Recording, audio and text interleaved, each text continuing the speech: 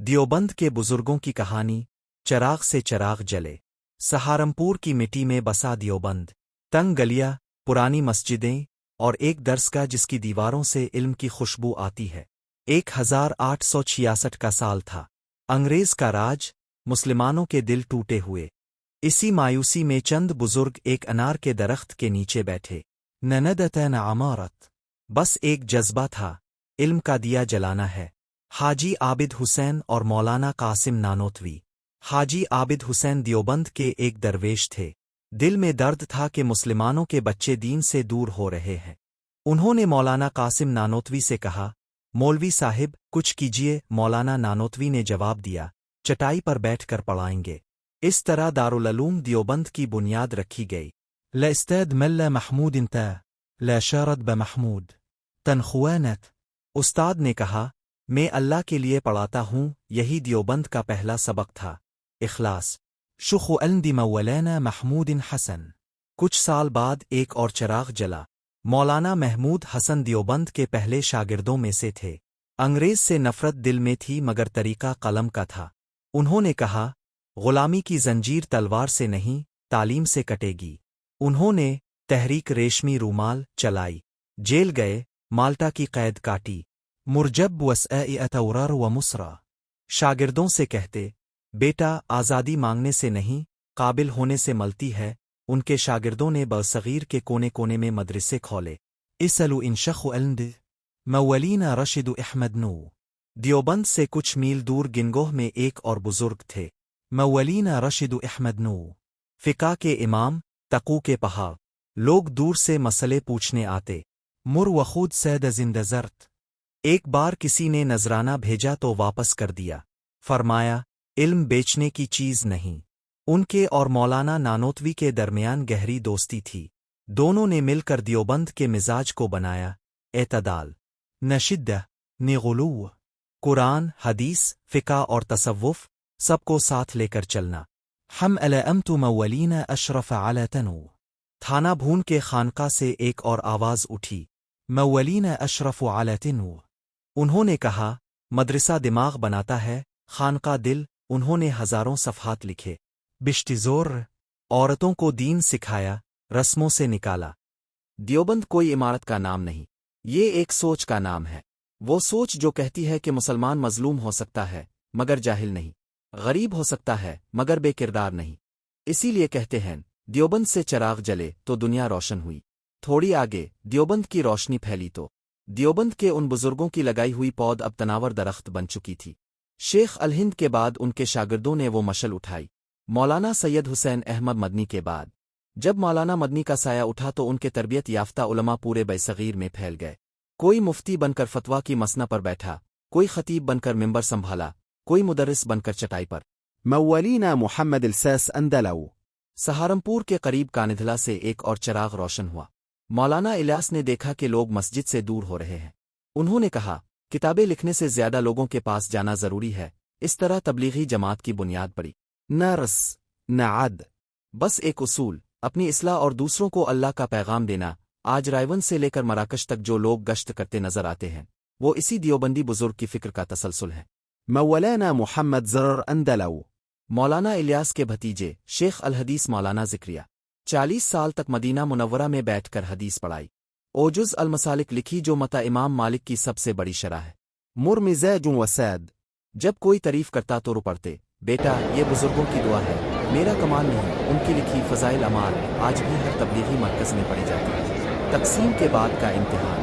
1947 لر دیوبند ہندوستان میں رہتے، لو مسلمان استان جرتر۔ یہ دیوبند کے لیے سب سے بڑا امتحان تھا۔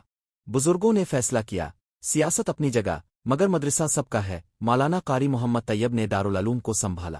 نہ نفرت لا نہ درواز بند۔ کہا، علم کی کوئی سرحد نہیں ہوتی۔ ادھر پاکستان میں مفتی محمود، مولانا غلام غوث ہزاروی، مولانا احتشام الحق تھانوی جیسے دیوبندی علماء نے نئے ملک میں دین کی خدمت کی۔ اس طرح دیوبند کی فکر لکیر کے دونوں طرف زندہ رہی۔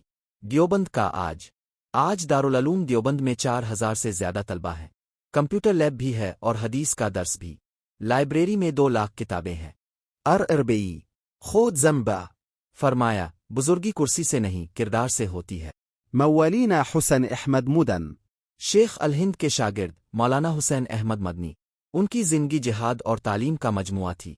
अंग्रेज के खिलाफ बोले, जेल गए, मगर जब पाकिस्तान बना तो फरमाया अब नफरत नहीं, खिदमत का वक्त है। दियोबंद में जब फसाद हुआ तो वो खुद गलियों में निकले।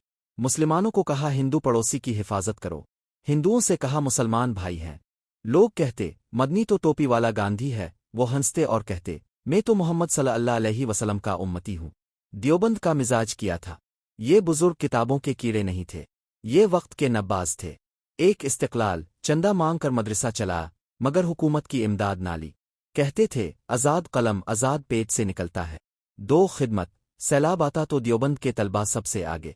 جوتة مولى وصاحب صلح نجات 3 रवादारी, मौलाना कासिम नानोतवी ने मुनाजरे किए मगर कभी गाली ना दी। फरमाया दलील से बात करो, दिल आजारी से नहीं। 4 दुनिया और दीन साथ, मौलाना उबैदुल्ला सिंधी ने कहा मस्जिद से निकलकर बाजार को भी संवारो, इसीलिए दियोबंद के फुजला तिजारत, सिहाफत और सियासत में भी गए। एक शाम का मंजर, 1940 की एक शाम, दारुल-उलूम का सहन। मगरिब के बाद बुजुर्ग बैठे हैं।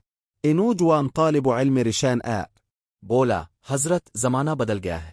أنرز عرب मौलाना मदनी ने सर पर हाथ रखा। बोले बेटा कुश्ती के 2 चप्पू होते हैं, एक से चलाओगे तो गोल घूमते रहोगे। दीन का इल्म एक चप्पू है, दुनिया का दूसरा। دون ولأت منزل رنو वो नौजवान बाद में मुफ्ती आजम बना।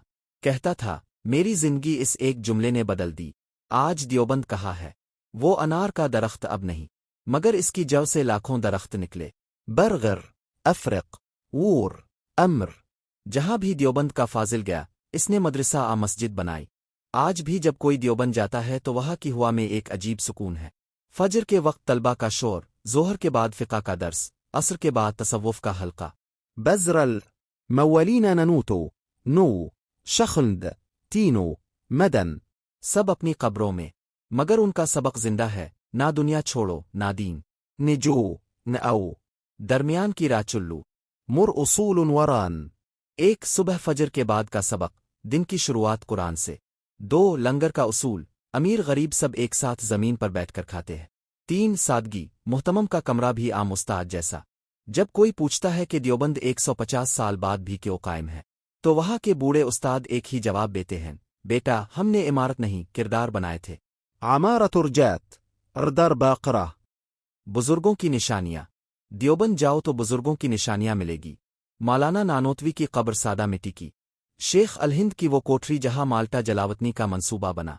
थानवी की खानका में वही पुरानी चटाई। ये निशानियां कहती हैं हमने नाम नहीं कमाया, काम किया था। آخر بات एक बार किसी ने मौलाना मदनी से पूछा हजरत अब के बाद दियोबंद का क्या होगा। वो मुस्कराए और फरमाया बेटा दरख्त अपने बीज खुद छोड़ जाता है। فرزندة تو إدارة خود بن جات आज दुनिया के 100 से ज्यादा मुल्कों में दियोबंदी मदरसे हैं। जनूबी अफ्रीका का दारुल-उलूम ज़िक्रिया हो आ इंग्लैंड का दारुल-उलूम बुरी, सबका सिलसिला इसी अनार के दरख्त से मिलता है। दियोबंद के बुजुर्ग चले गए मगर उनका सबक रह गया। झकना सिर्फ अल्लाह के आगे, डरना सिर्फ आखरत से, और मेहनत सिर्फ इंसानियत के लिए। यही दियोबंद है, यही इसकी कहानी है, जो कल थी आज है और इंशाअल्लाह कल भी रहेगी। وز إنباء الشاعر آصف الآخوند